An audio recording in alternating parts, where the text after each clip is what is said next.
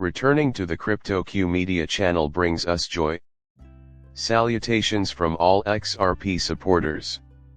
After rising beyond 50 cents earlier today, we subsequently declined along with their market. Regardless, it was refreshing to see lush greenery. We have made almost any headway at all, just a few cents here and there. Unfortunately, I'm sorry to say that the pricing has not changed much recently. On the other hand, the entire season keeps coming up. We are receiving old coins early this year since their 4-year cycle starts in 2025 or the December before. It's wonderful to see that this is acknowledged. I wanted to touch base regarding it. Their current endeavor is time-sensitive and will sacrifice practicality. This has led many to believe that the next season will not start until the end of the year. Its completion, according to some, will occur before the year is out. Do you recall that I said that previously this market was never going to be 100%? Another thing I've seen is that as summer comes to a close, everyone is talking about how the SEC lawsuit will be resolved, the ripple effects, and the imminent advent of ETFs. This is the problem I see with that. It would have been great regardless, but it would have been especially nice as we waited for the judge to decide whether or not XRP was a security. Everyone insisted that we will finally have an answer after October, or possibly even November. But the verdict from the judge was totally unexpected. Because of this, I fear that similar events will transpire in other places.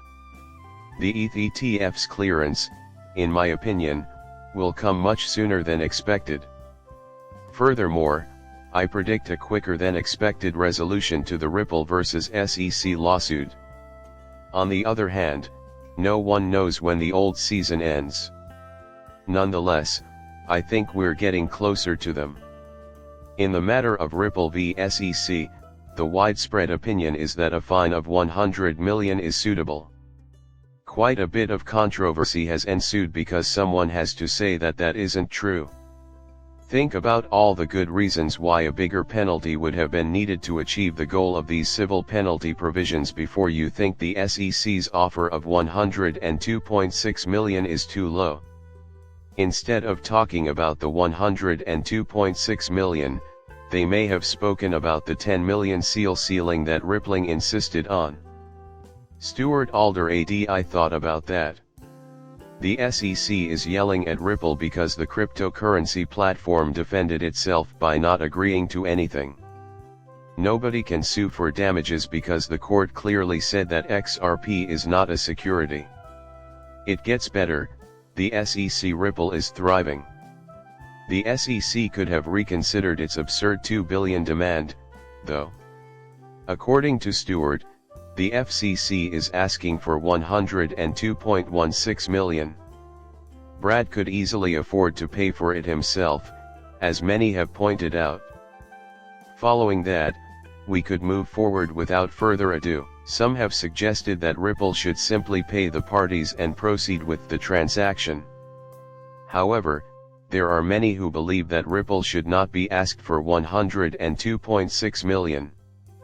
They will either spend the next few months arguing it out in court or the judge will have a voice in the case.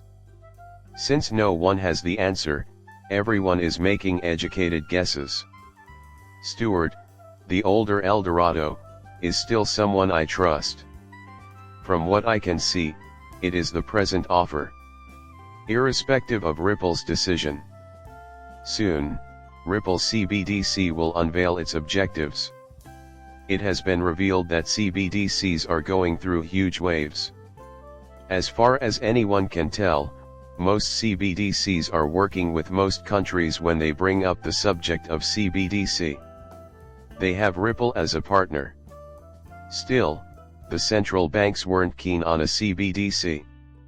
In essence, Christine Lagarde and the European Central Bank are stating that CBDCs are necessary for the continued survival of central banks. Their ability to serve as a central bank is so compromised. They are taking this action because of this reason. From June 21, compared to June 2024, the global CBDC monitor will begin. According to the numbers, central banks' involvement in CBDC has increased during the past 3 years. Our position in June of 2021 is seen here. For as long as I can remember, things started to move at a dizzying rate. It is still going at a dizzying rate right now. Despite claims that central banks will collapse under the weight of their gold holdings, the fact remains that these entities are actively pursuing gold. Instead than focusing on what they say, watch what they do. I think we're moving towards digital money that is backed by gold. That seems like the best course of action right now. Because we are now firmly immersed in the digital age. That clarifies why a lot of countries are considering crypto, some are already testing it out, and why gold is becoming more popular. As you can see from the graph up there, 4 countries have already activated CBDC, and more will do so before the year is over. CBDC is not something I'm interested in for a variety of reasons. I despise the idea of getting rid of cash. In my view, if the cashless society were to come to fruition, many people would face immense hardship.